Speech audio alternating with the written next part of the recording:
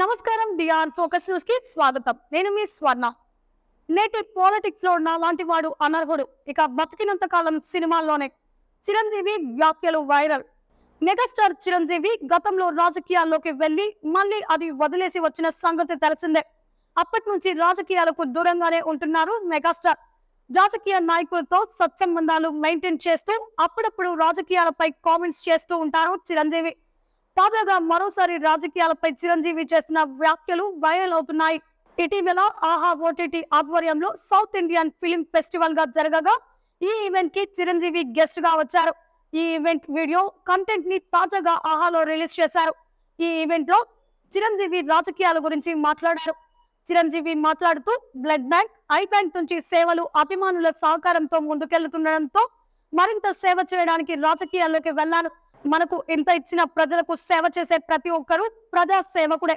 కానీ సేవ చేయడానికి పాలిటిక్స్ లోకి వెళ్లాల్సిన అవసరం లేదు. నేను గబుక్కున పాలిటిక్స్ లోకి కాలు వేసి పొరపాటు చేశానని మళ్ళీ ఇటు వచ్చేశాను. పాలిటిక్స్ లో ఇంకొంచెం పెద్ద ఎత్తున సేవలు చేద్దామని వెళ్ళాను. కానీ నేటి పాలిటిక్స్ లో నాలాంటి వాడు అనర్హుడు అనేది వాస్తవం.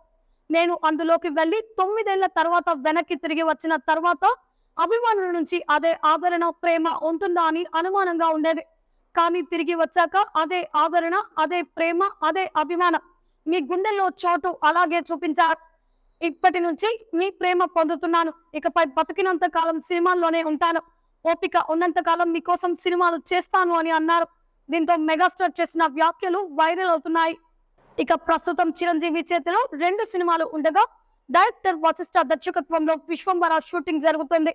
సోషల్ ఫ్యాంటసీ నేపథ్యంలో తెరకెక్కుతున్న విశ్వంబర 2025 సంక్రాంతికి రిలీజ్ కానుంది.